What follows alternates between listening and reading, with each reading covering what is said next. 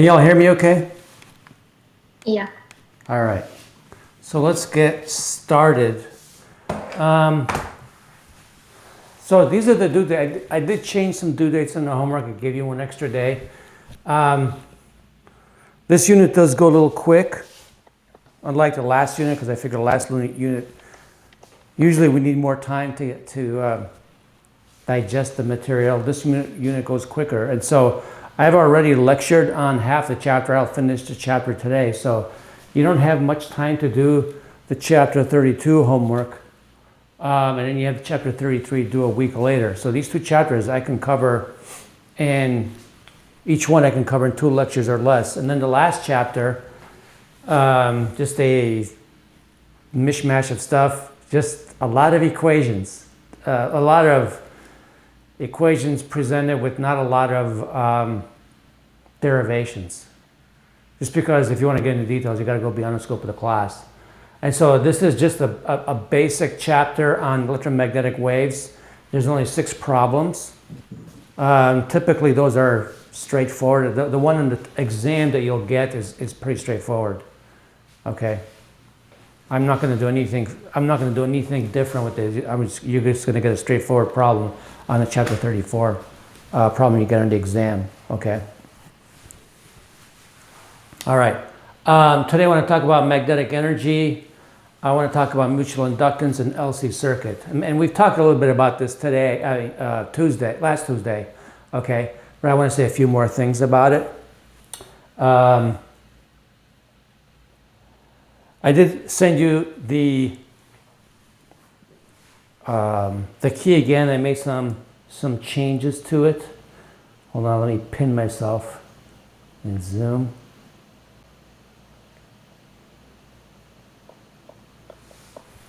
Okay.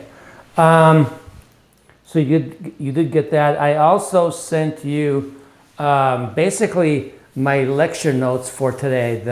Really the procedure I tell the students, and a little bit more detail in the online version of the class because I'm not around.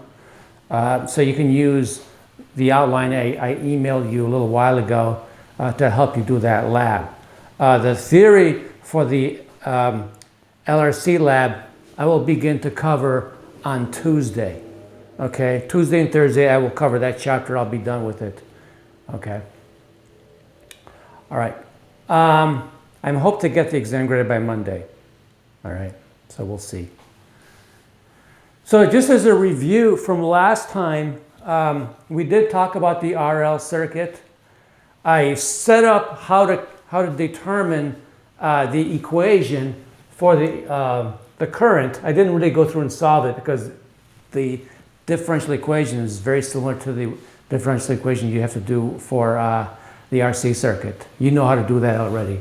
So I basically wrote the equation down, and then the voltage across the inductor is just the time derivative of the current, and you do some algebra and you get this expression where V sub S is the power supply voltage. Okay, and then we can define tau as L over R, and so we can write the exponent in terms of a time constant, and we showed that also.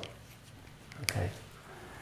This is really the analog of the RC circuit we talked about a while back, and you're going to see a homework problem, just like the RC circuit homework problem you had in chapter 28.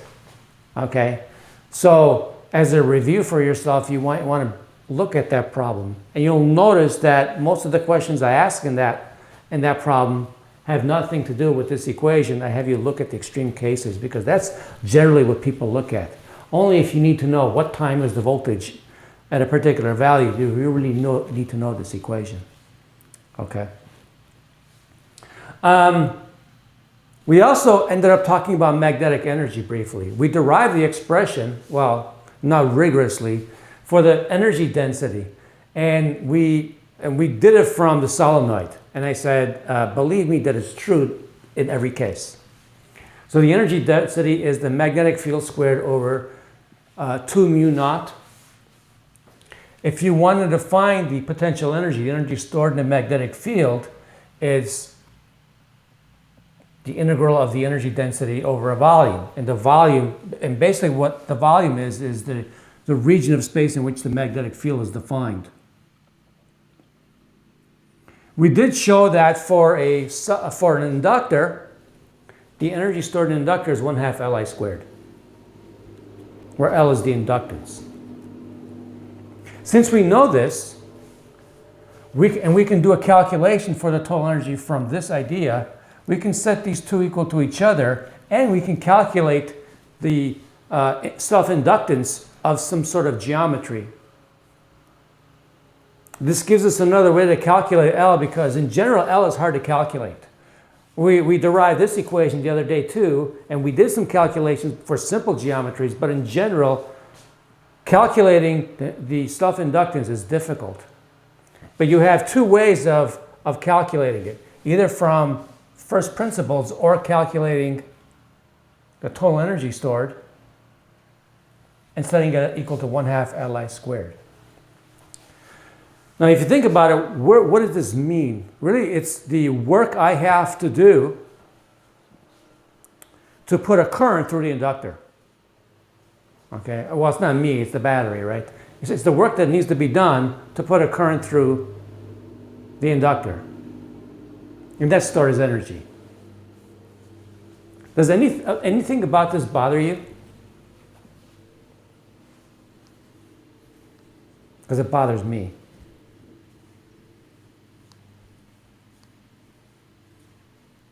You guys okay? Were you folks okay with the idea that magnetic fields store energy?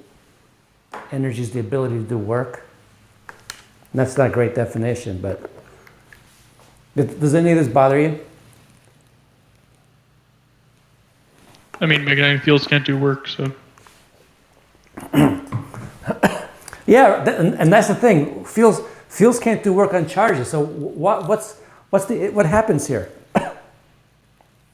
What's the deal with this? In this particular case, it can't do work. Why?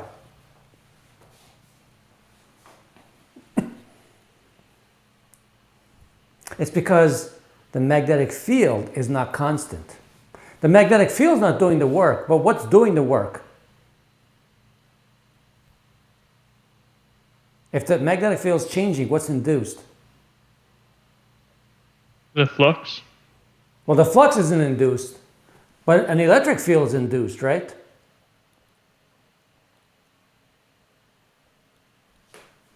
From Faraday's law, right? If you have a time, actually from Ampere's law. I'm sorry, from Faraday's law, sorry. From Faraday's law, if you have a time-varying magnetic field, you're going to produce an electric field. That electric field can do work on the charged particles. So that's how you reconcile that, okay? If you have an inductor and the current's maximized, the potential energy is maximized in the inductor, so what? Unless something changes, then that inductor can't do work on a system. It's like having an object at the top of a hill, a flat hill. If you put an object at the top of a flat hill, its potential energy is huge. But unless you give it a push down the hill, nothing's going to happen, right? Does that make sense? So there is like energy stored in the inductor even though there's no more change. Yeah, there's nothing to change it, right? Mm-hmm. So once you have an RL circuit, the current's maximized, and it's connected to a battery. Let's say the battery's voltage doesn't change. If the battery's voltage doesn't change, that inductor can't do any work. Okay. But if the battery's voltage changes, like in your case in the in your experiment, because you're using a square pulse, not a battery, then the current is changing. And then the inductor can do work. You have a changing magnetic field then. Okay?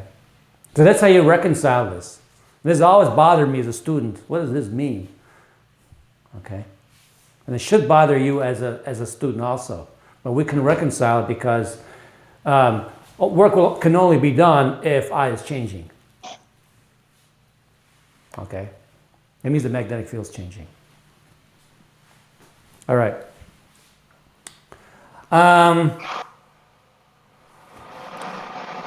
Let's continue with this idea that the inductor stores energy. Let's take a look at this circuit. Suppose, now let me erase the board. Suppose I have a simple RL circuit.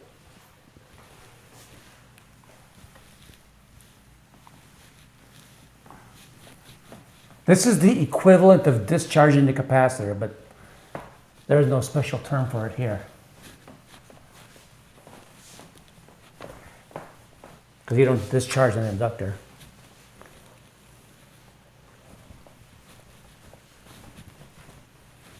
So suppose I have battery, switch. I have a switch here.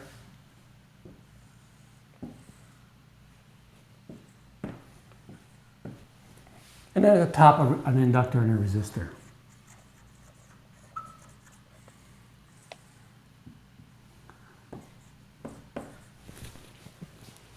I close this switch, and what happens? The current builds, right? Current builds, and then you reach steady state. And what I'm going to do is, once it reaches steady state, and when it reaches steady state, the energy stored in here is maximized. So at steady state,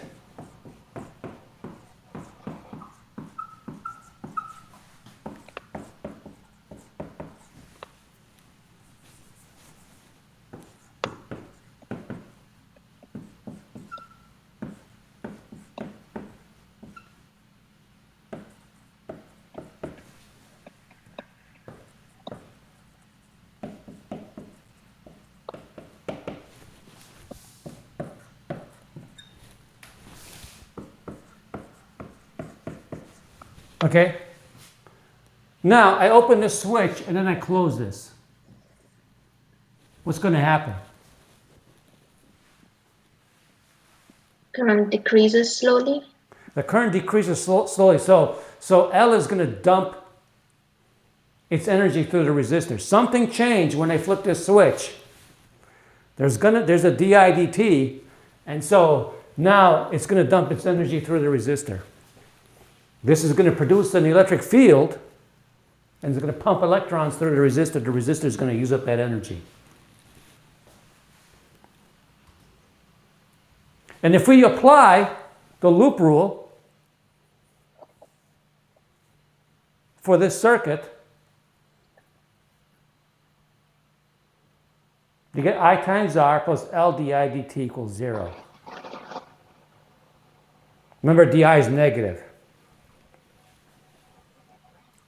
And if you solve for I, and this is an extremely easy differential equation to solve for, because you get dI over I times R over L dt.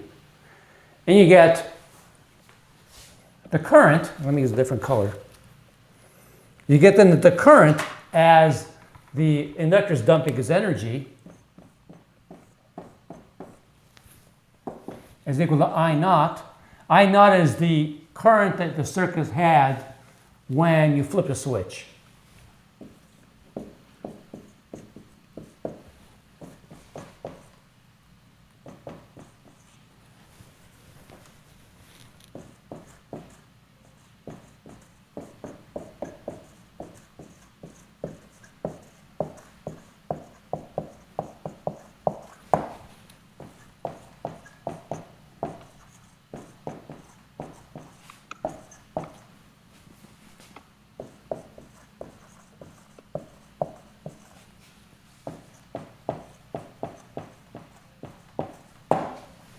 Okay? This is the equivalent of discharging the capacitor. We don't say discharging. Okay. So that's it. Questions on that? So why does S1 close?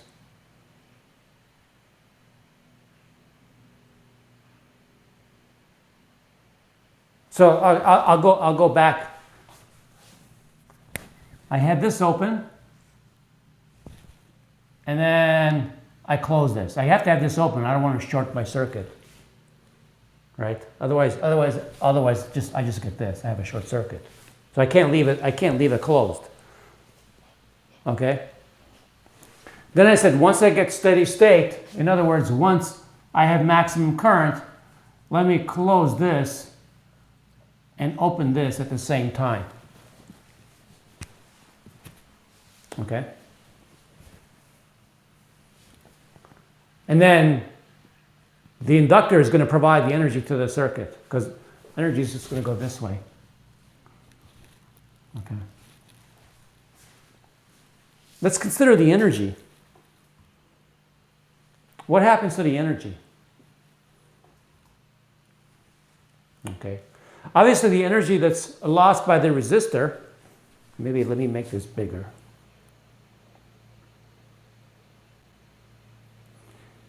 The energy lost by the resistor is just I squared R. The rate at which energy is lost is I squared R.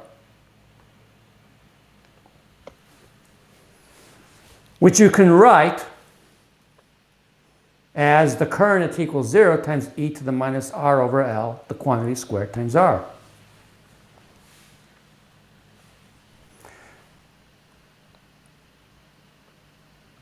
Guess what I'm going to do? I want to figure out how much energy is lost. Okay, I want to calculate how much energy is lost. If I know dE dt is that, I want to calculate the energy loss so I can see where the energy came from. So let's do this integral.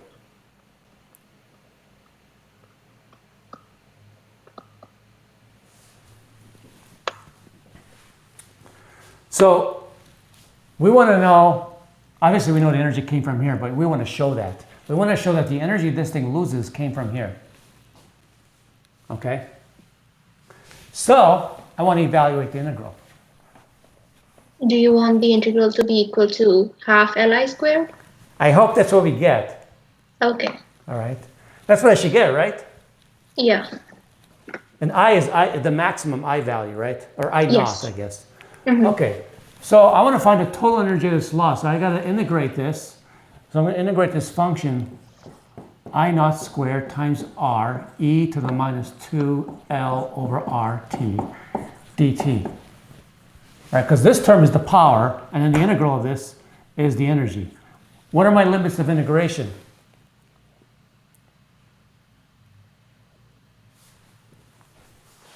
Is it 0 to infinity? Yeah, it's 0 to infinity. Why do we lose energy? So, Michaela, if I have a resistor with a light bulb, like this, the light goes on, right? Where's it getting energy from? The source, like The the power source. source. So if I take away the source, what happens? Oh, okay. Right? The light bulb's using up the energy, right? Yes. And the light So bulb like is... that, this is what's happening when we open the switch, right? Like the energy that we're. So it's pretty much like calculating when it's decharging or something like that. Yeah, Like we don't have a term for it. I know it's Yeah. hard. Sounds like saying discharging, but it's not. Yeah, but it's kind of like it will be kind of the same thing. Yeah, it's dumping its energy. That's how I Yeah. say it. Okay. Yeah. All right. So- yeah. so- That was my question because I wasn't sure.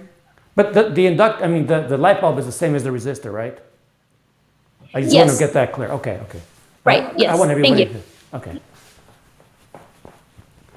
So this is the energy lost by the resistor.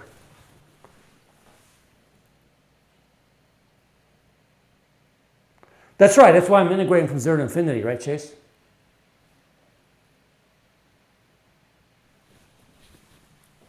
All right, I'm going to integrate from 0 to infinity because we know I didn't derive it, okay? I just said, believe me that that's the case. But you can derive this from the previous slide. This is how the current goes as a function of time. So this doesn't go to zero instantly. It decreases exponentially. Are the notes on the slide incorrect? Why? Well, it has 2RT over L, and then on the board you wrote 2L over RT.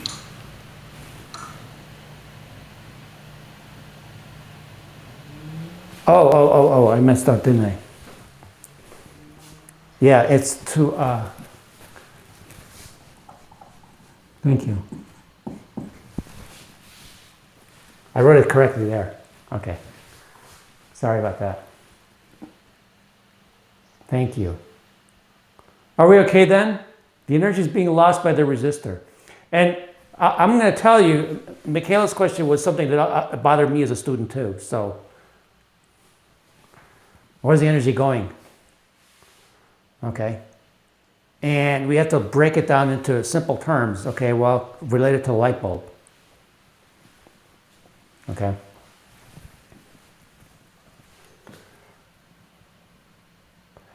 So let's do this integral. Let's see, I naught squared r.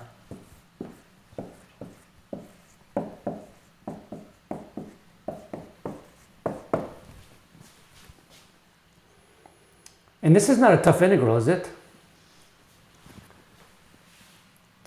I'm going to get, when I integrate this,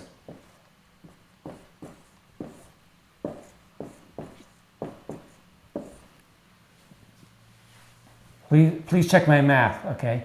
Like you guys have been checking. Oh, there's a minus sign.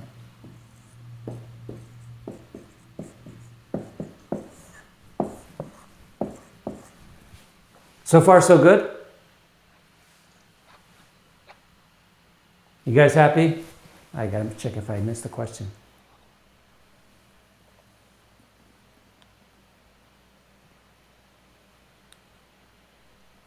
How come we don't have a 1 minus e?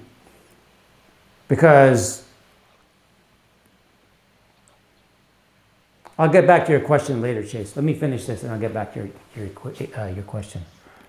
If we're okay so far, then what's e to the infinity? E to the minus infinity. Minus infinity, sorry. 0, right? Yeah. And e to the 0 is? 1. So don't I get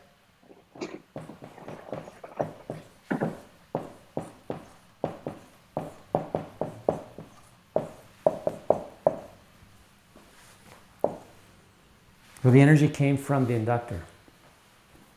We did a similar calculation when we talked about the energy lost by the when the capacitor is charging up.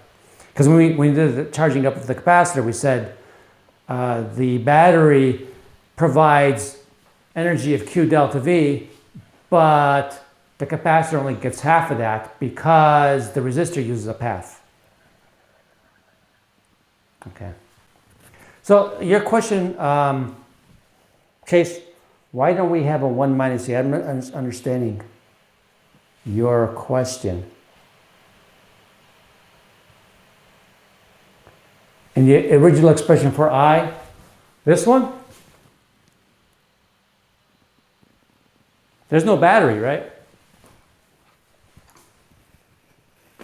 Yeah, because that's with the battery in it. Right? When I open up this switch, the only thing here is just these two. All right, if I go back a slide,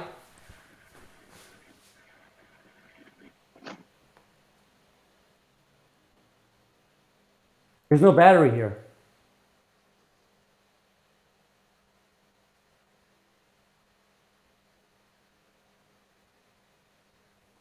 Okay. There's a battery in the original one when S1 is closed, but then that's the expression for after.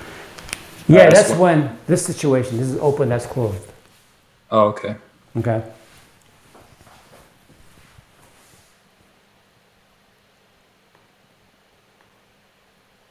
So let's do this example. I'm going to have you read it. I'm going to draw the picture on the board. Hold on a second. Let me make this bigger. And then I'll draw on the board. I'll give you a second to read that problem.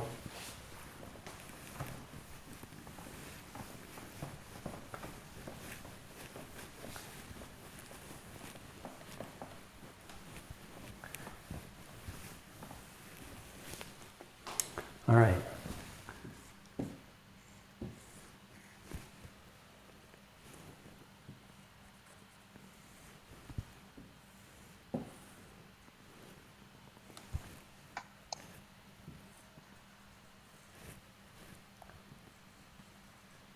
That 500 inductor is a huge inductor.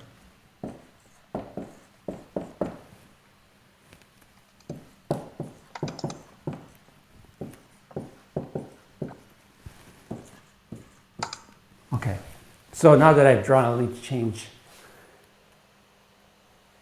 Okay, so we have this circuit. This is point A. This is point B. And this is point C.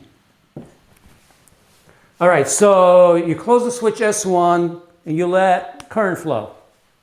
You let charge flow. Okay, and so you get current going like this through here. And you get current going this way here, right? This is I1, this is I2.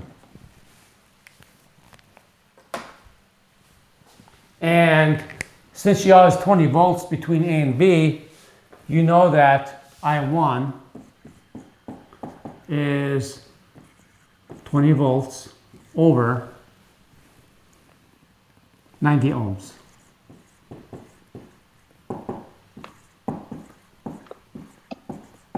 Everybody okay with that? That's always the case because the voltage drop between A and B is 20 volts.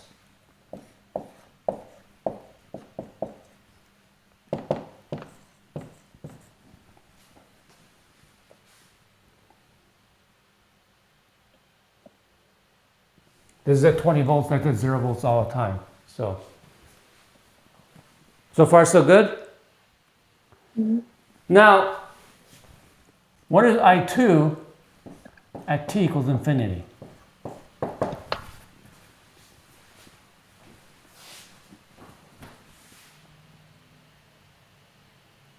Is it 20 over 40? 20 over 40. Everybody see that? No. So isn't it true that this is connected at point A and this is connected? This is at 20 volts and this is at 20 volts or 0 volts.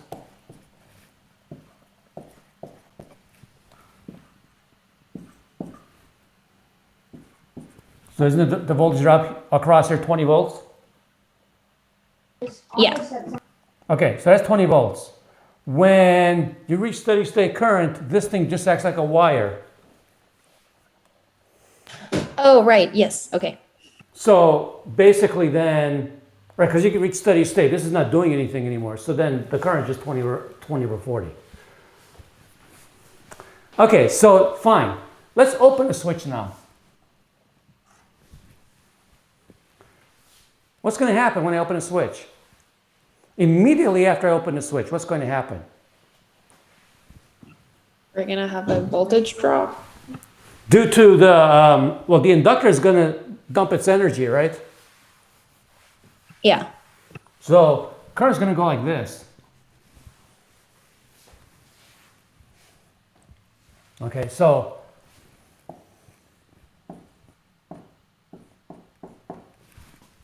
right after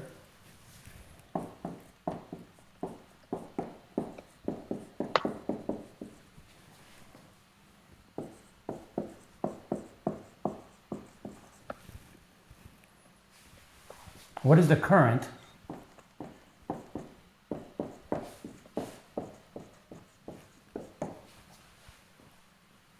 from B to A?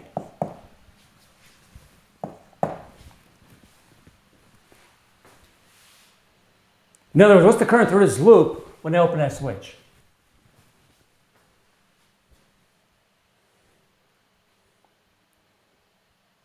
Yeah, it should be the same I2 should be the same right after. That's correct, Chase. The inductor opposes the change in current, and so then the current's going to be 0.500 amps.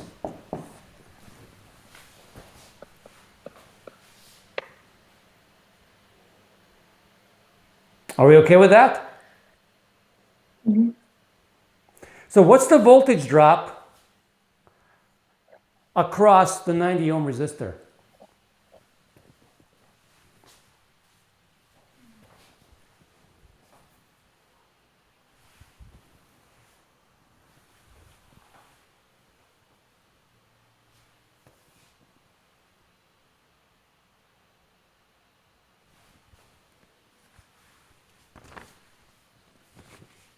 Is it 20?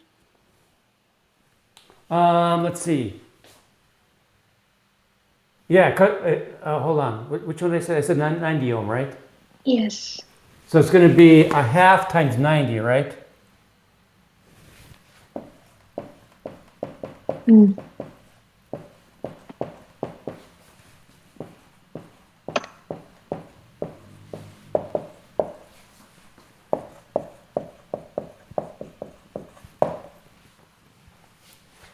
Oops.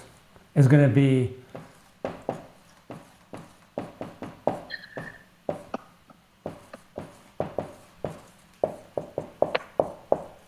isn't it 45 volts? In fact, V sub A minus V sub B is going to be negative 45 volts.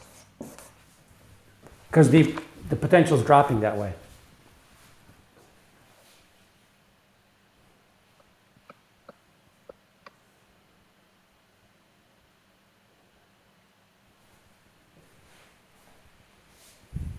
What are you confused by, Chase? Because the current you got was 0.5 amps, right? You said the current was 0.5 amps, so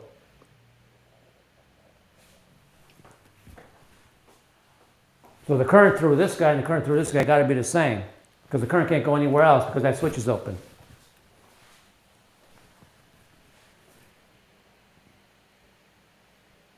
Okay? Professor? Yeah. So when this, like, before the switch is open, the potential across the 90 ohm resistor is 20 volts. Yes. And then when you close it, it suddenly changes to 45 volts. Isn't it weird? It is. You know, nobody likes that, right? Mm-hmm. So you're confused by that. So how's that possible? Well, but what you gotta do is look at conservation of energy, right? We're not conserving, and again, you guys are asking the same questions that I would ask too when I was a student. It bothered me. But if you look at the energy, where the energy comes from, the energy comes from here, and it's just giving it to these two guys. Remember that the energy, the total energy delivered by the battery is going to be the 20 volts times the total current.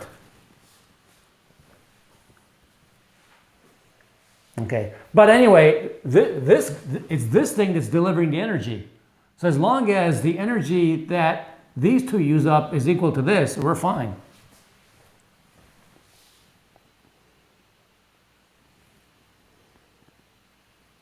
Okay, yeah, there's a more drastic problem in the homework where one of the voltages, you go from like 20 volts to 1200 volts in one of the homework problems. Okay, this is the way to generate high voltages. And we blow the multimeter fuse.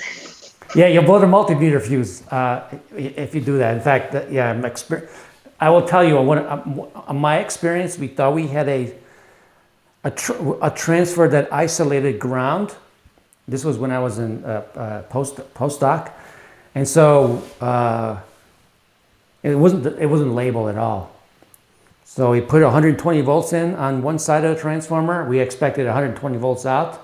It wasn't a transformer that isolated voltage. It was a transformer that stepped up the voltage, and poof, our multimeter just died.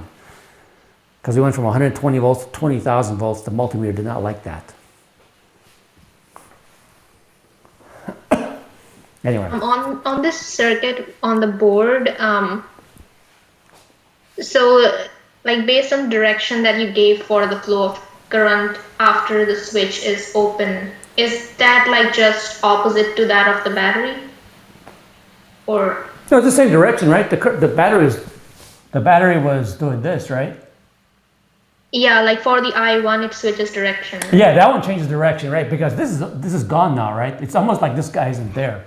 Once I open the switch, it's, you know, I can just say, okay, this is gone. We just have this now. Yeah, it is just that in the capacitor I could tell from the charge on the plates like what the direction of the current would be, but I cannot tell it from the inductor. No, you're right, but you just got to remember, it doesn't want the current to change. It's going to maintain the same current. The only thing that's going to happen is the magnitude is going to go down. Right? Yeah. That's it. But of course, it might change the direction of the current in some other part of the circuit. So, what is the voltage drop across the 40 ohm resistor?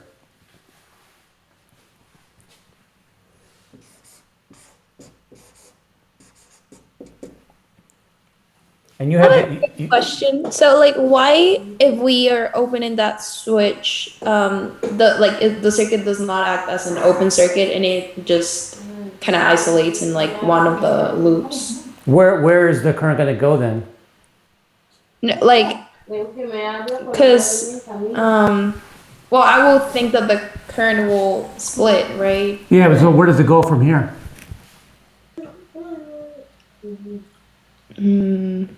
What's the difference if I break the circuit here or here?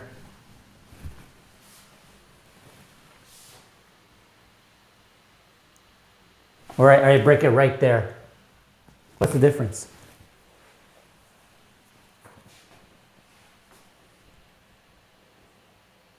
There's no difference, right? Yeah. Right, because the electrons can't go, you know, the electrons find out, I'm not going to be able to go anywhere down here. So they don't take that path. They take the path of least resistance. This is an infinite resistance. Okay. Okay? So it ain't going to go this way. Okay. So what is this going to be? This is going to be 40 times a half is 20.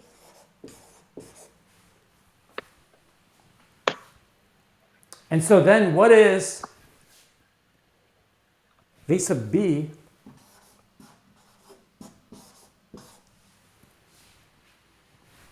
in other words, if this is 0 volts and this is minus 45, then this has to be minus 65.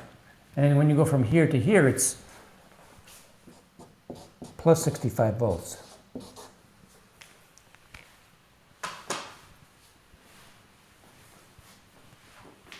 Okay? The reason why I go through this problem because I know this is completely counterintuitive. And notice I never use the equation with the exponential in it. Now, if I wanted to calculate I here as a function of time, then I would be 0.5 amps because it's I naught e to the minus R. What's R? What's my R for this circuit? 130. 130.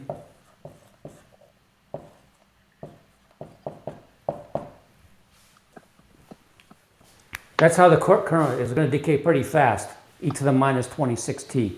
Okay, that's a pretty fast decay. Okay?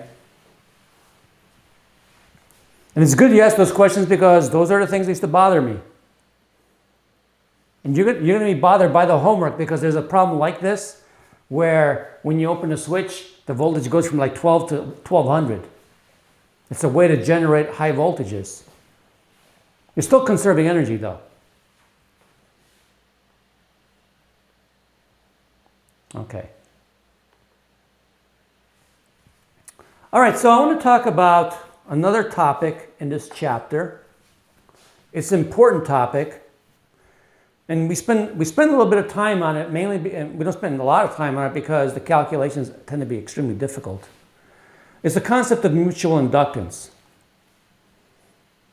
as opposed to self-inductance. Self-inductance basically is the reaction of a coil, basically, to a changing current. Mutual inductance is basically how one circuit can affect another circuit, how one coil can affect another coil. Professor, Yes. I had a quick question. It was so the rate at which the current changes when you have a battery, inductor, and resistor, is that rate the same as when the inductor dumps its energy into the resistor? Like, is the rate of change of current the same in both situations?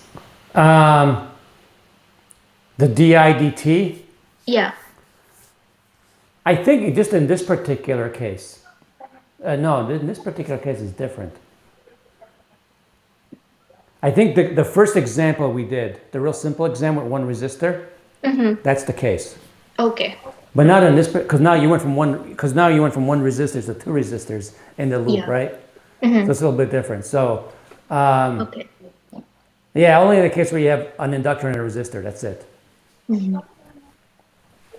So here, does it dump energy much faster, or Then when it charged up, yeah, this is a e to the minus 26. Whereas 40 over 5 would be e to the minus 8 yeah. when it built up. So it's 1 minus e to the minus. So the rate, if you look at the rate at which the current changes, it's different.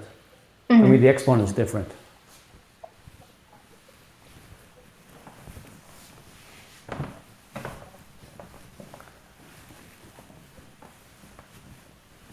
Okay. We want to look at how one loop affects the other.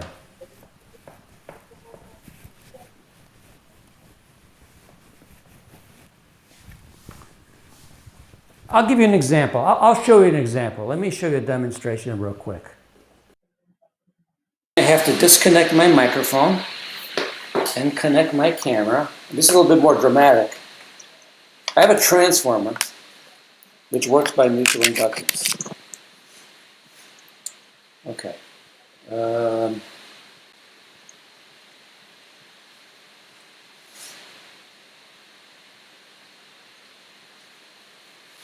So here's a transformer. Let me make sure I'm plugged because I don't want to kill myself. This is a dangerous demo. Hold on a second. Okay, so I'm going to mess my demo up.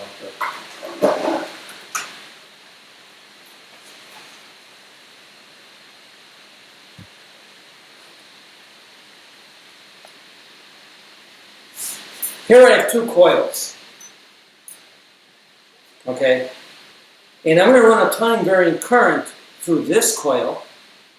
This coil, it just has 500 turns. This coil has 23,000 turns. So it's going to actually, what it'll actually do is step up the voltage by a factor of 80. Okay, this core, this iron core, is used to ensure that the flux lines through this coil penetrate this coil. This is called transformer. So you have a circuit here. Basically, the circuit is, this is going to the wall socket. Okay, so this is one circuit, and here's a separate circuit. But right now it's an open circuit. Okay, because I don't have anything connected to it. I could have a light bulb connected to it if I wanted to. Okay, and you're going to see how this circuit affects this circuit. Okay, this is nothing connected to it, but this I'm going to plug into the wall socket. Okay.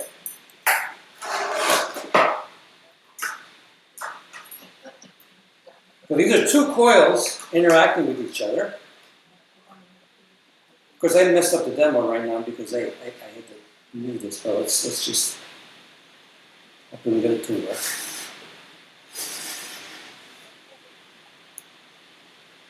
Okay, there we go. So I'm going to power it up.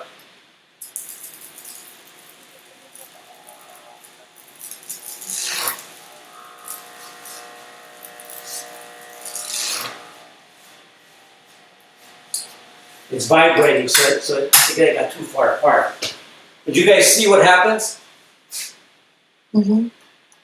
I have 120 volts here. You know I have a lot more than 120 volts here because I'm ionizing the air. This is actually called a step-up transformer.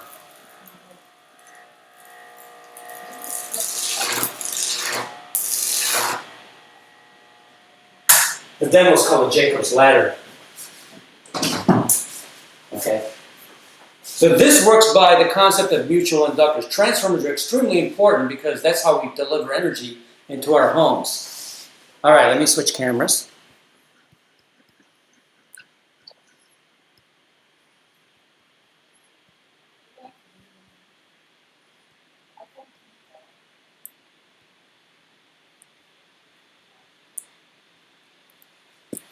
And let me plug in my mic.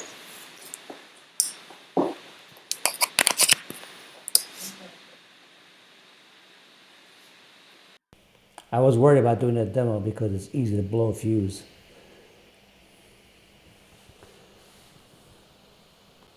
Okay, so suppose I have coil 1 and coil 2. Coil 1 has a current going through it. All right, so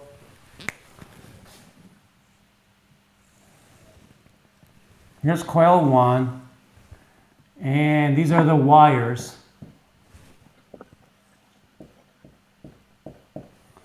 Okay, so this is coil 1.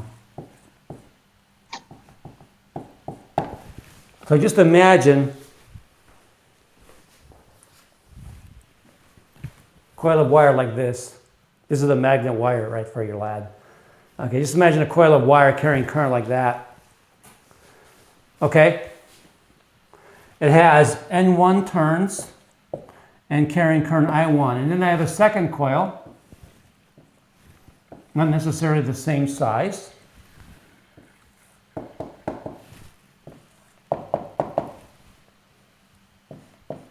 But N2 turns. And you know, maybe if I have it hooked up to a power supply, it's carrying current I2, whatever. The flux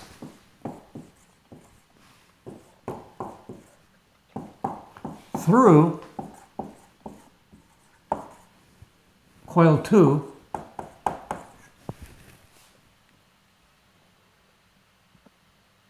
okay. The flux through coil 2 due to coil 1 we'll call phi 2-1. It's going to depend on the current in this coil. That current's generating a field, and the field depends on the geometry of the coil. Okay? And the flux, this guy through this guy, is going to depend on just geometry. The geometry of the coil, and really how these two coils are oriented. But I'm just going to write it like this. Let's assume that coil 1 right now just has one turn. I'm sorry, coil 2 has one turn.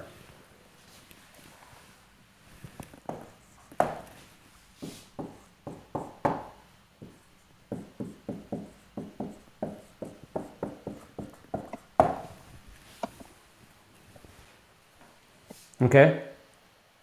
Well, what if it has n turns?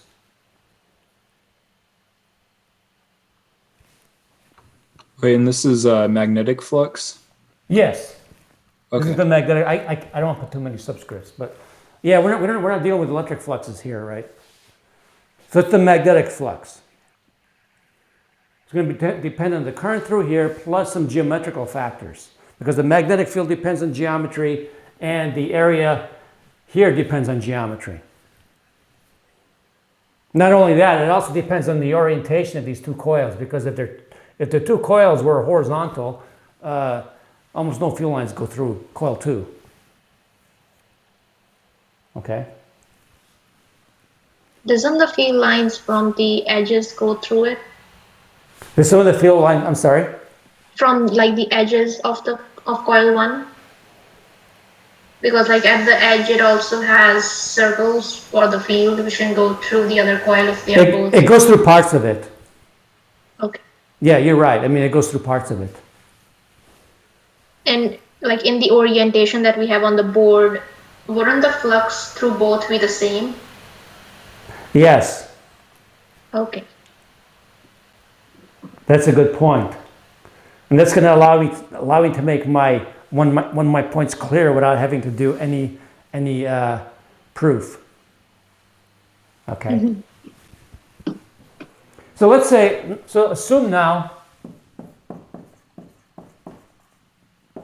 assume coil 2 has N2 turns. Then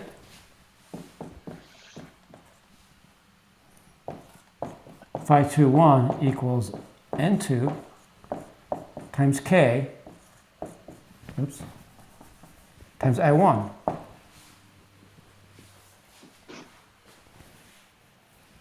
Okay? So that's the flux through 1 due to 2. And the K is just some constant proportionality, just that depends on geometry.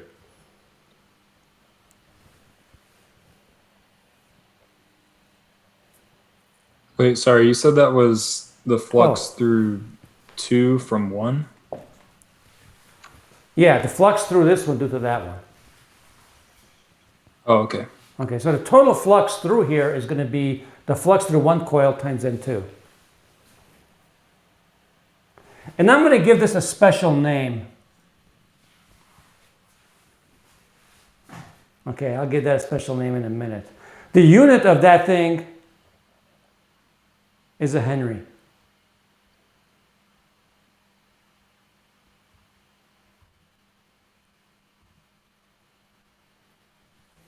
So what we want to look at is the rate in which the flux changes.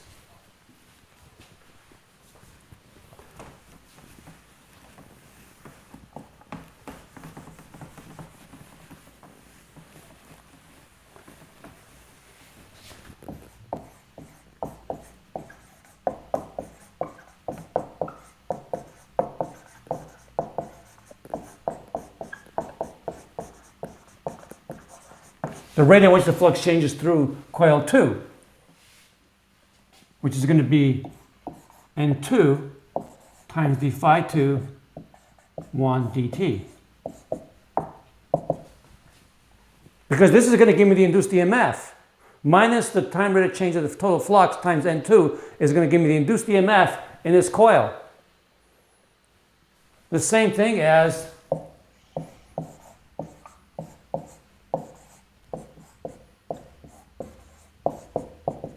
and I'm going to call this product M. In fact, I'm going to call it N2,1.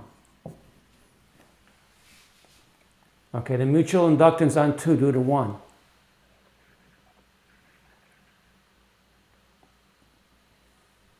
Okay, so let's look at these two terms. I'm going to have minus N2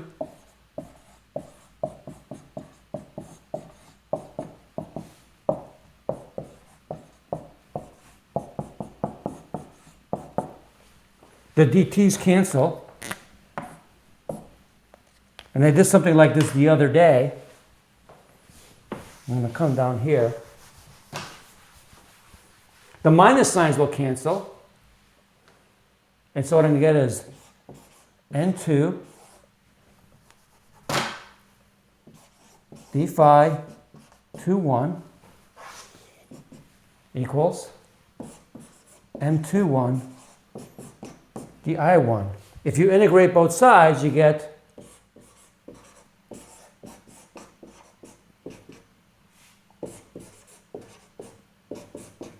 and so M2,1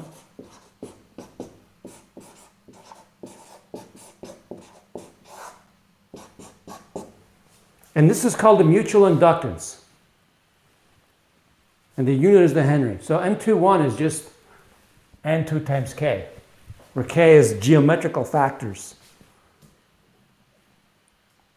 And so that's how you calculate the mutual inductance compared to the self-inductance.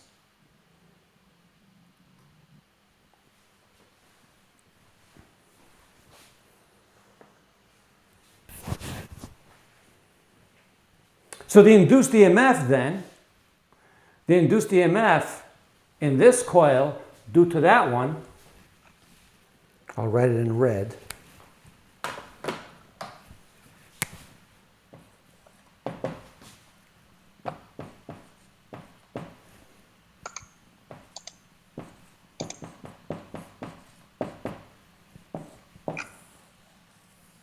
We can write it that way. Furthermore, if there's a time varying current in here, isn't it going to induce an EMF here? Mhm.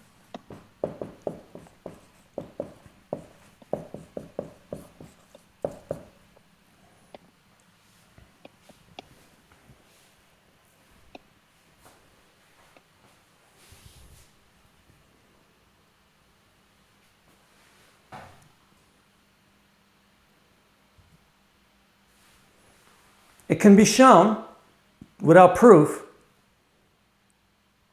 that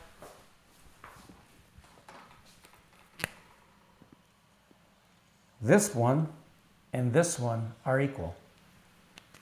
I would have to use Calc 3 to prove that, but can you see that that's the case with these two coils? Because you get the same flux going through both coils. Okay? And then is this only if we assume that there's a current going through both of them?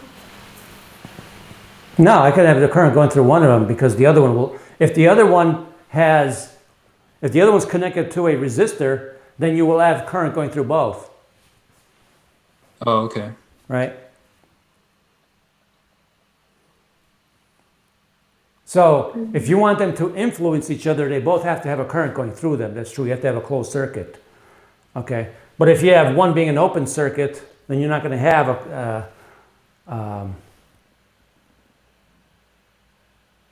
you're just going to have this inducing an EMF and no current. Oh, so this is assuming that both the wire, they're not just like infinitely long wires, they're both like... They're any coil in general. I'm being very general. I'm sorry, I cut you off, but... like they're both in the same circuit? They don't have to be, right? My demo, they weren't both in the same circuit. They can be, and you get interesting results if they're in the same circuit. But they don't have to be in the same circuit. My transformer's not. I'm sorry? Oh, sorry. I guess I'm just wondering how the second wire can influence the first wire if there's no current going through it already. Is it the induced current that affects the first one? Yeah. Oh, okay. Let's say this is the transformer, right? I hook this up to the power. I just hook up to the wall, right? And Yeah. I have this hooked up to a light bulb. When the current runs through here, it's going to influence this one. And I have a video of a demonstration that Tyler made for us. I can show that. Okay? I had Tyler make a nice video for us. So it's on YouTube. I will show that, but when we get to transformers. Now, this is not the whole story. Usually when in the textbooks they do this discussion and they say, okay, well, if the current changes here, it's going to induce the EMF here, and then the induced EMF is given by this. What have I ignored?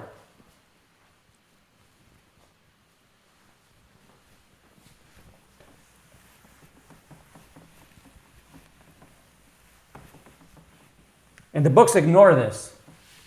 What have I ignored?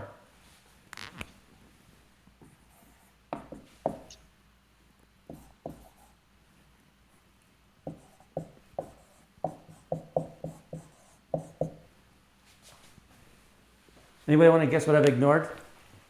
Is it, I don't know, is it self-inductance? Yeah, I've ignored the self-inductance.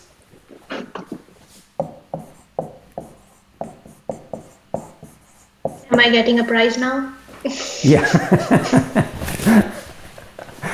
So that's what the total induced. That's the total EMF in this coil, and then similarly for E1.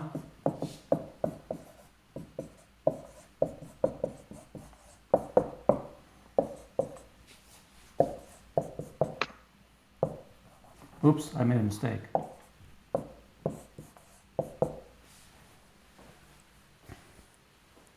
Now, going back to your question, Vincent, if I do put them in series, then how are these related? If I put them in series,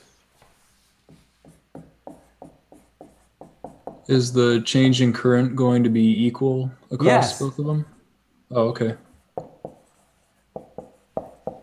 then the effective inductance ends up being this. Remember that M1, M12 and M21 are equal.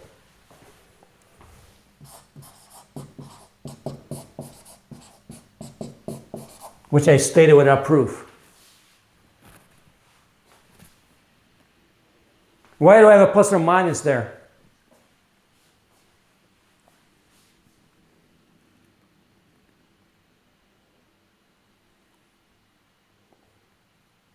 I'm asking you guys hard questions. What is the plus or minus there for?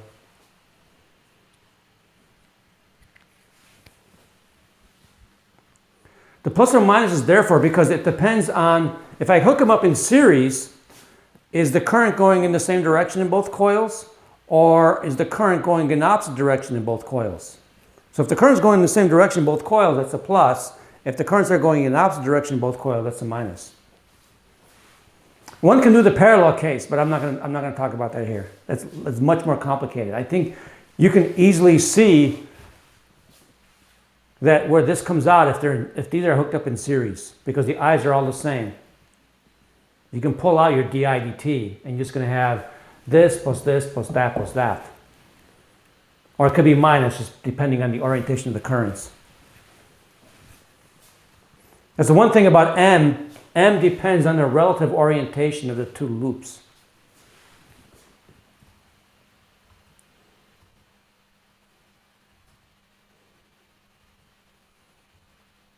Now, oops, one thing I forgot to mention is that my discussion completely ignores the fact that if I put a piece of iron through here, things become very complicated. Okay? If I put a piece of iron core through here, then the density of flux lines through coil 2 will be much more complicated because of you have a ferromagnetic material in between. We're not going to go through that discussion here. In an engineering course, you probably would, or in a junior, maybe in a junior level physics course. But in an engineering course, you have to cover it because you have to learn the detail of the transformer. So, suppose we have two solenoids. And what we want to do is calculate the mutual inductance. Now I'm going to use this equation.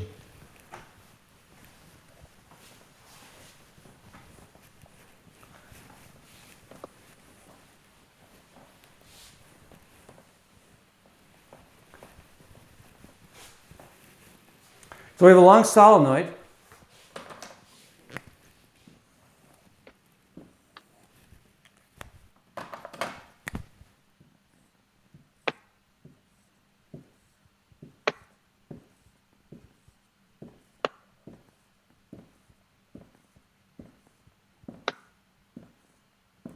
Okay, we have a long solenoid. Its length is 0.5 meter, and it has, hold on a second, I'm covering my 500 turns, and it carries current I1. So this is coil 1. Has current I1. And the area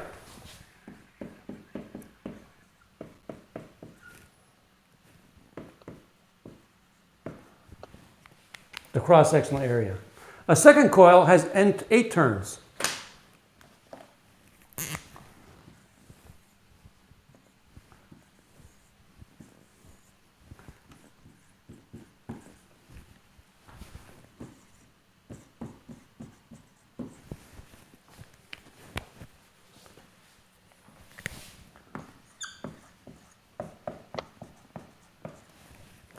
And that's all we're told. What's the mutual inductance? We actually do a lab again, when we're on campus, we do this lab. Okay? We actually have a coil that has 3,000 turns. That's homemade. We do this. And we measure the induced EMF on this coil. So I want to calculate this.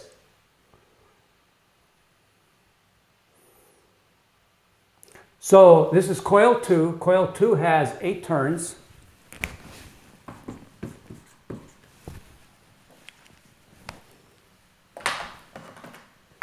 I want to calculate phi 2,1.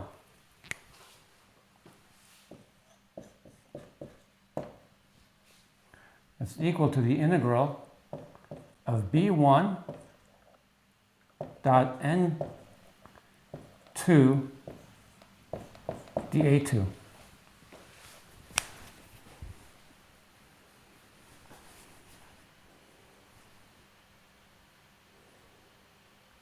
It's a magnetic field to a solenoid. The normals are parallel. So this is going to be the integral of mu naught times N1 over L I1 times dA2. Isn't the fields like the flux through 2 due to 1 only limited to the area of the coil 1? Yeah, why is that? Because the field's 0 out here, right? Mm-hmm. Right, and so I have to be careful with this, right? Because really what I should do is write it this way.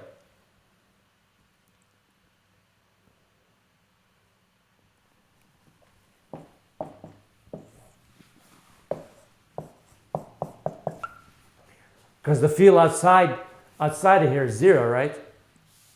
Yeah. Okay. Yeah, and I was going to get to that. You're right. So, but the area, this area, because this is a constant, this is trivial, right? Phi 2,1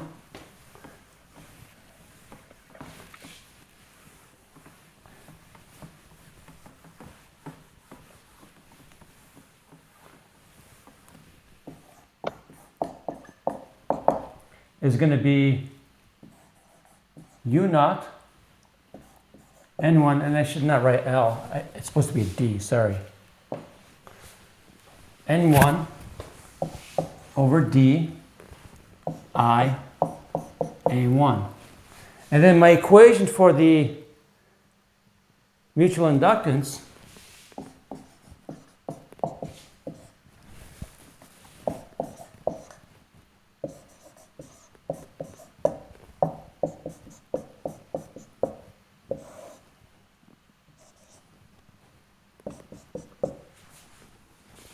and that's going to give me N1, N2, mu naught, A1 over D. Okay?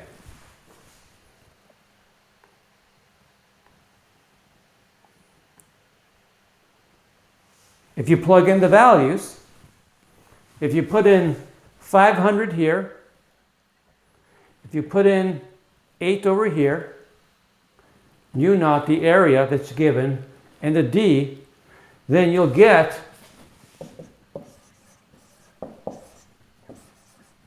micro 30.2 microhenries with these given values. This is a simple one because the geometry is simple. In general, calculating M is horrendous. I'll give you a horrendous example.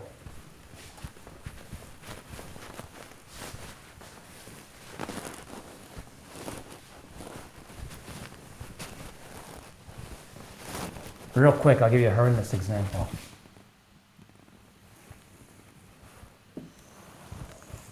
Here's two loops of wire. I want to find the mutual inductance between those two loops of wire.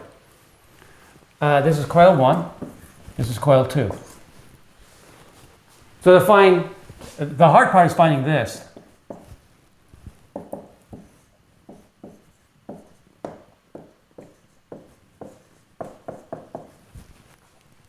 So I have to calculate the magnetic field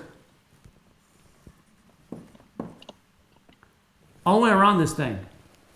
The magnetic field due to this guy, here, here, here, everywhere around here. I got to write the magnetic field due to this guy as a function of position and then integrate it over this area. So I have to use the Biot-Savart law.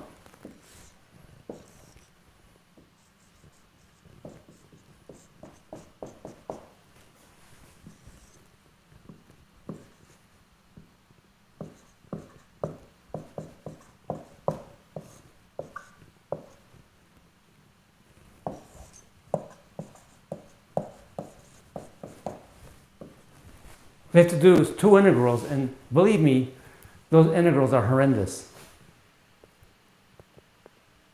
Okay?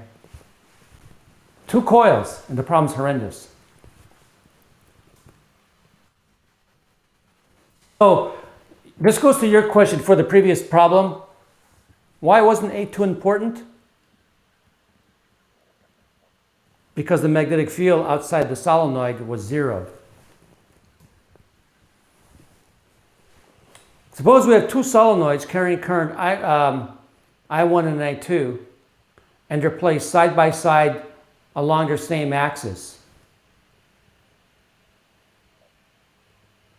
We can show that their mutual inductance can be expressed as the square root of the products of their self-inductances. So let's prove that.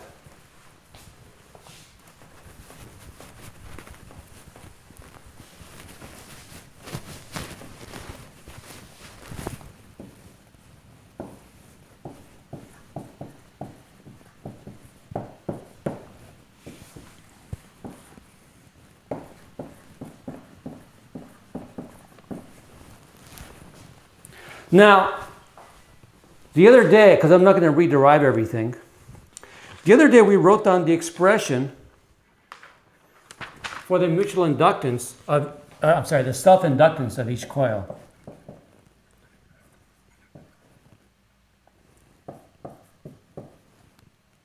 And if you don't remember, you're going to have to look it up.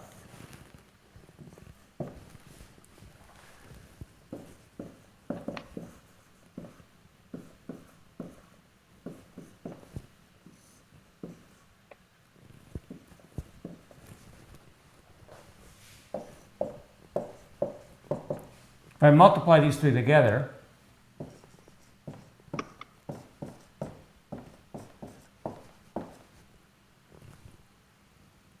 mu A's are the same.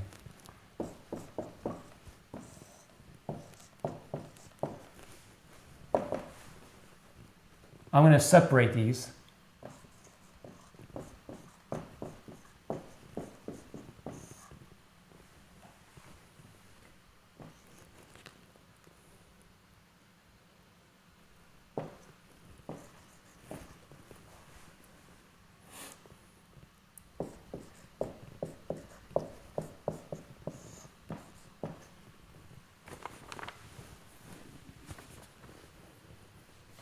This is the mutual inductance.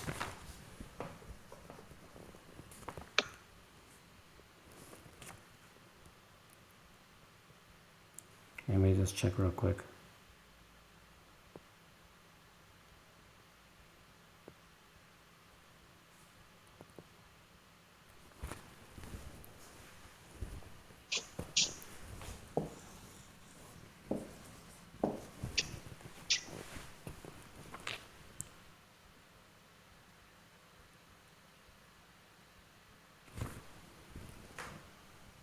Okay?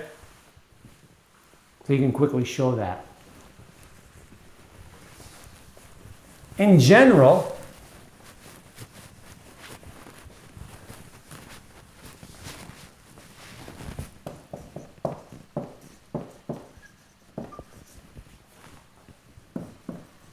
M is some constant times the square root of L1, L2. This is called a coupling constant.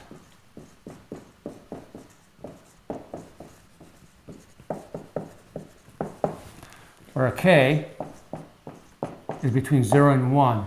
And this reflects the fact that not all the field lines through one coil go through the other coil. Not all the field lines of one coil go through the other coil. And so that's called a coupling constant. And of course, one could get a lot more detailed than this discussion. We don't need to do that here. Okay, but if the coils are either on top of each other or side by or next to each other, then this K is 1. The last topic I want to talk about in this chapter has to do with LC circuits.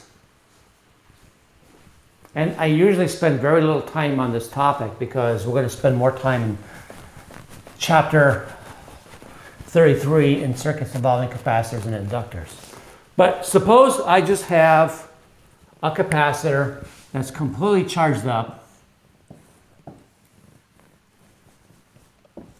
I somehow set up, there's some other stuff here, but I set it up so that I charge up a capacitor and then take the rest of the circuit out. Let's assume two things. We need to make two assumptions. They're not realistic.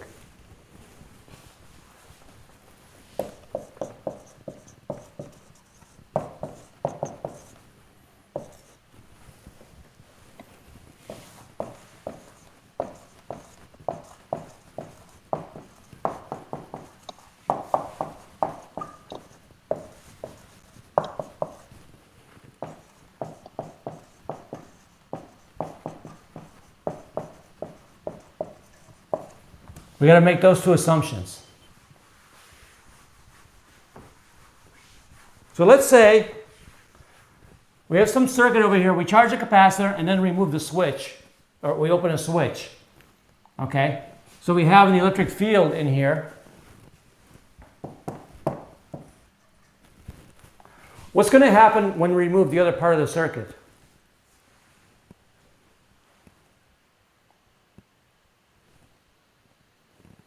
Well, the capacitor. I'm sorry, go ahead.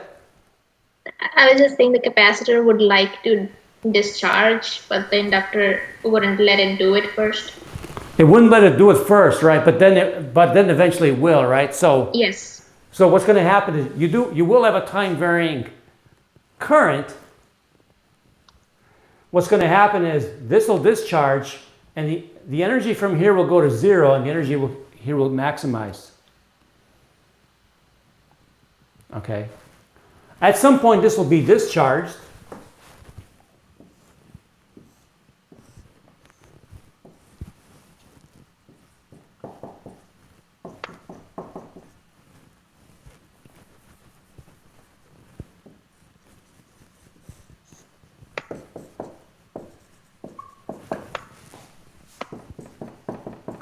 So you have no motion of charges. You start with no motion of charges here, and then charges start moving. Here you have the maximum movement of charges. Once this is completely discharged, what's going to happen?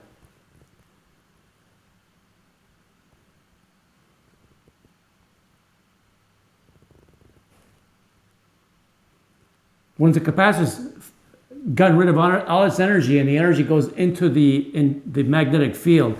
Once the energy is gone in the electric field and it's all stored in the magnetic field, what's going to happen?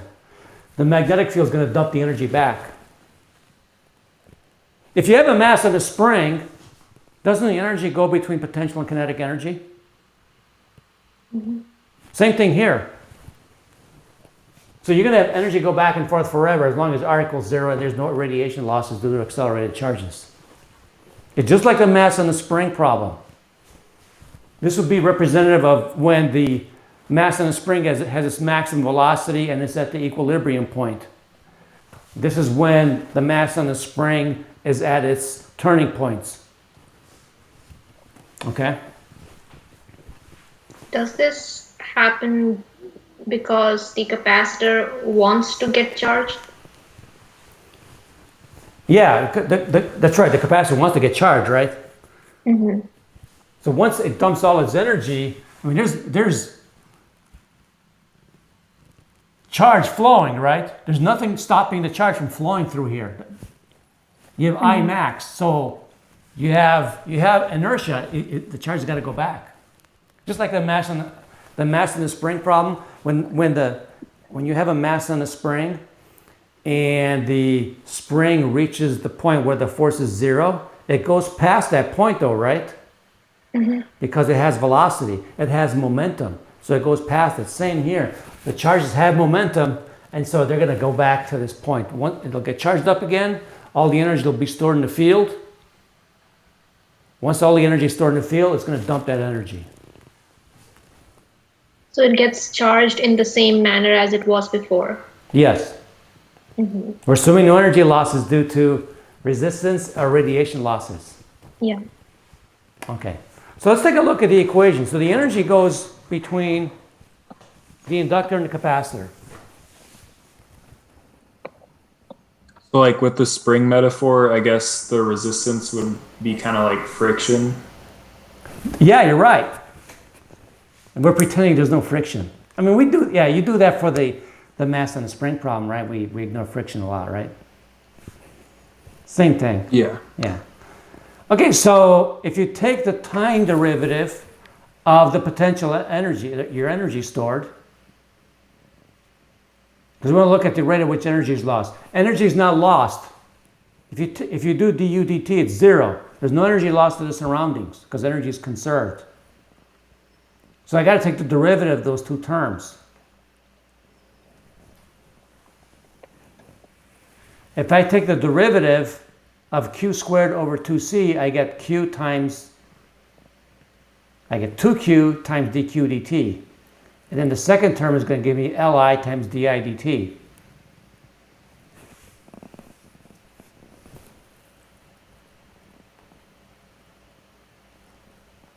So let me go back. Let me go to the board now.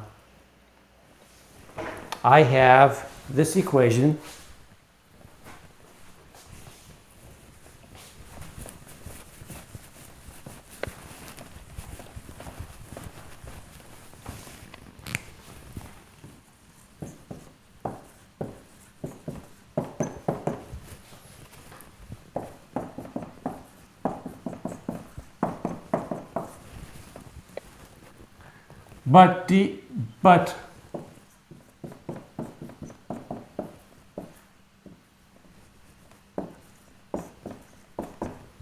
So that means that I get q over c dq over dt plus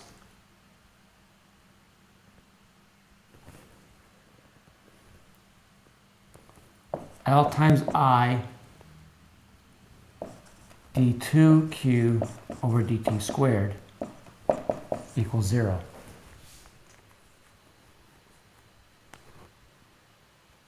But this is a q also.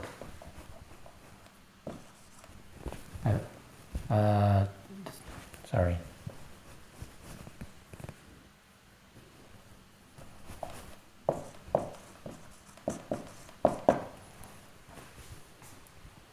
Now what?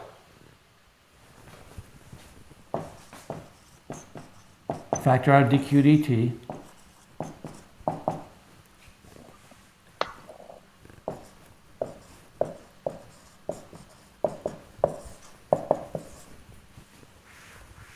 In order for this to always be 0, I need the stuff in parentheses to be 0.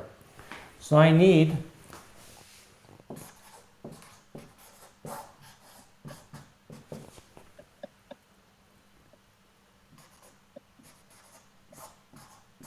that to be true. What function can I differentiate twice and get the same function back times a constant, minus a constant? This is a second order differential equation. Sine or cosine. Sines and cosines. Okay? So this means that q as a function of time looks like this.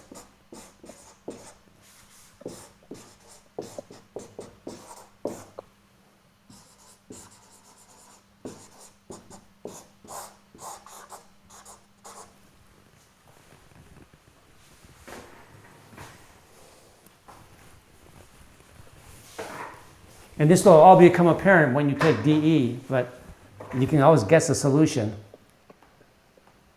That's valid.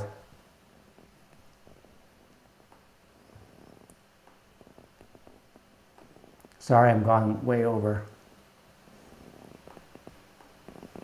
And so omega squared is called a natural frequency. It's related to the natural frequency of oscillation. In fact, if I divide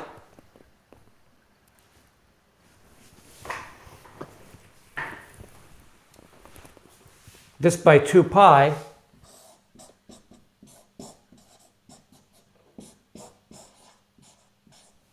it tells you how often the capacitor gets charged and discharged. Okay. It tells you how often it goes through the cycle.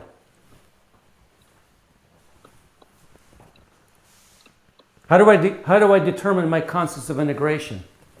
These are constants of integration. Wait, what is that symbol? The represent? delta? It's a Greek Yeah, letter the delta. Right, you've used that before, right? Because that's the symbol we use for the uncertainty. I mean, Does it represent the uncertainty in this case? No, or? no, right? It's just a letter we're using for a constant of integration. Oh, okay. Okay. It's an angle, right? Because it's inside the cosine function. It can't have units, right? Does that make sense, Vincent? Yeah. Okay. So, in order to find what A and delta are, we have to know what Q is at t equals 0. We need to know what I is at t equals 0.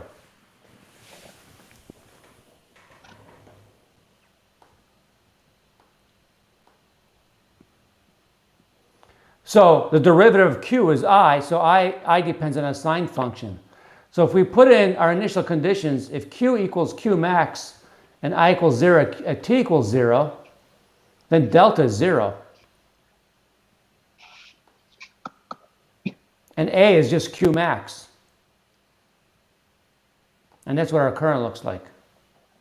The minus sign there represents the fact that the capacitor is discharging.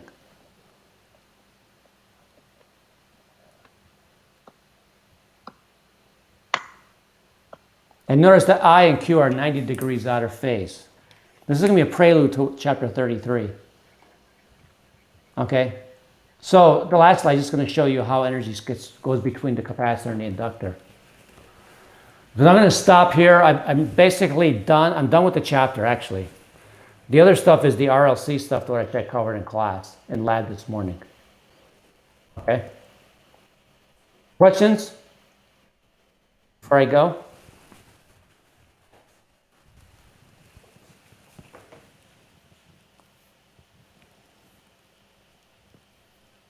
Go ahead, Nicholas.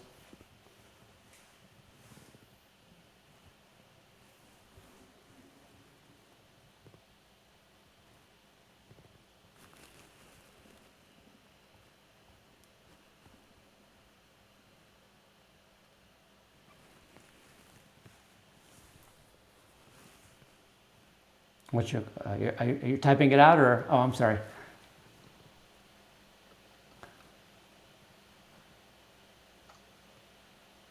Yeah. So that's what. Yeah, that's why I wanted you to get that. Well, the R total. Are you talking about? I got to be careful. Talking about part 1 or part 2?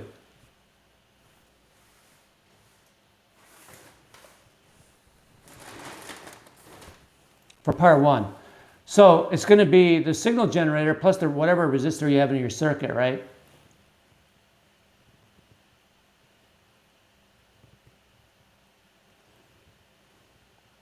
And so remember that you made a table as a function of frequency. So you want to use the value of R at that frequency plus the resistor value that's in your circuit.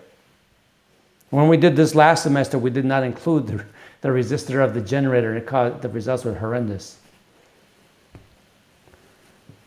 In part 2, your total resistance is going to be the resistor value, the signal generator value, and the resistor of the inductor. Because in the real world, inductors aren't ideal. And I think that inductor you're using has a resistance of like 20 or 25 ohms. And it's going to make a difference.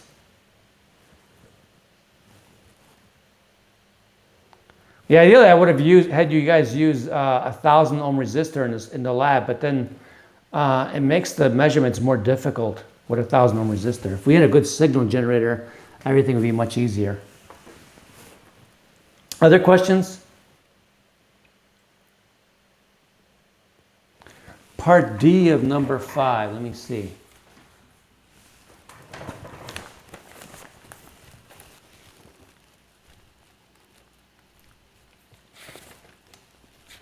Is that long one?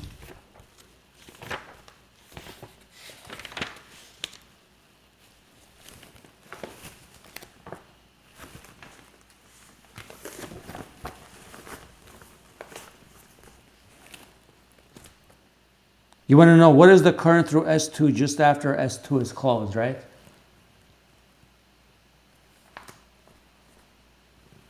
Okay.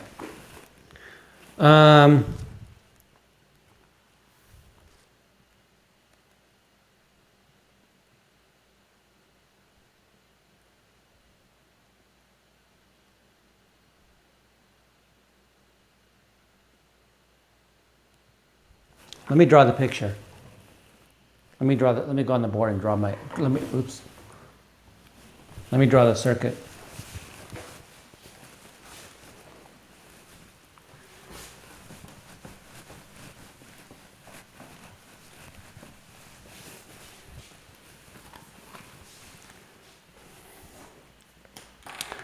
Remember, it's just like that capacitor circuit I gave you guys.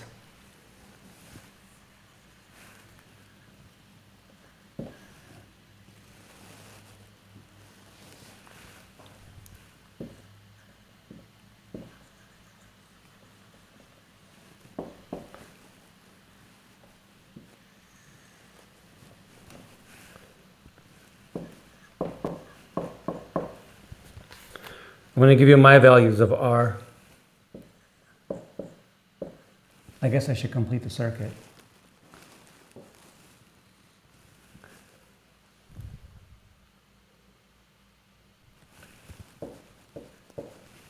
And this was, I think, so I want the current through S2 here.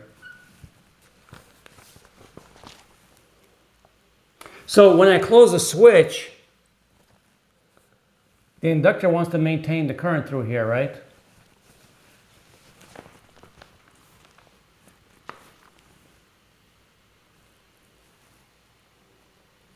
When I close the switch and open that, right?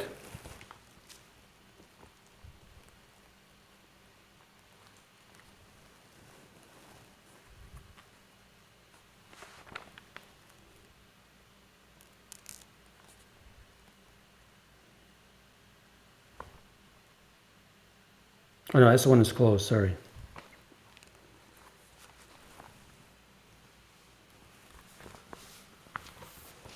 So what's going to happen?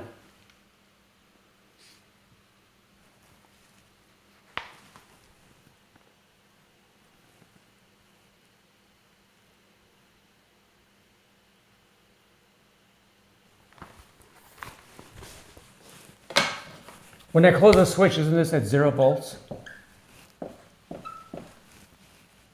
Isn't the voltage drop here?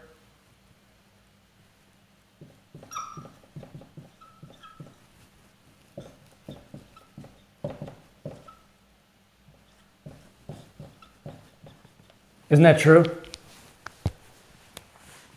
Okay.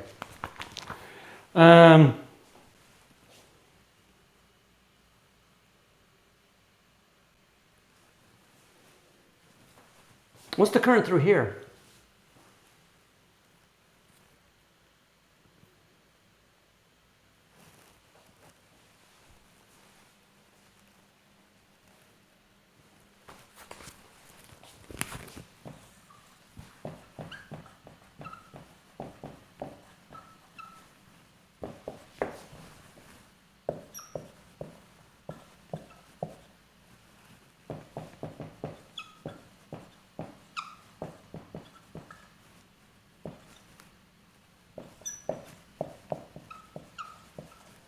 which means that it would have to be, if I left this open and the current was going this way, then I would have 60 volts over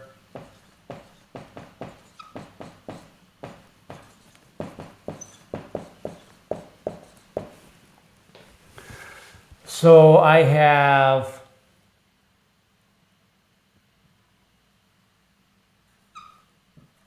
point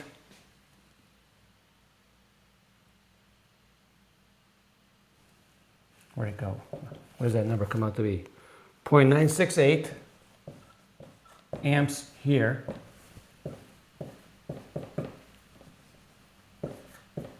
And I have 0.161 amps here. Well, it must be going that way.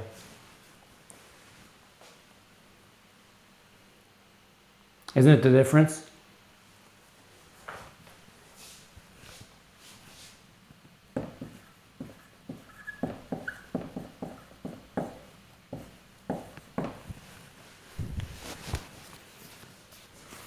Okay, so that's what should happen.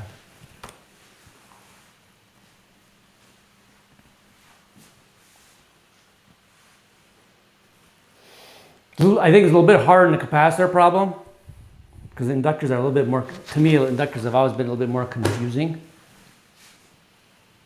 But once you get that, then the rest should be pretty straightforward, I think. I think that's probably the hard part of the problem.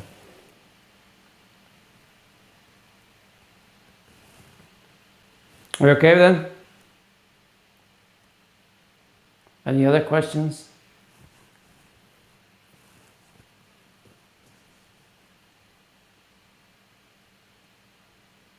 Okay, so this homework will come up early. I mean, come up quick. It's because we got started early on this last unit. Okay, most of the problems should go fairly quick. There's one or two problems that are a little more challenging, but you'll see a lot of the problems that you're doing are similar to the one I did in class today. Okay. So use the video of me going through this problem, this one and the other one I did in class, okay? So if you guys don't have any more questions, I'm gonna end it here.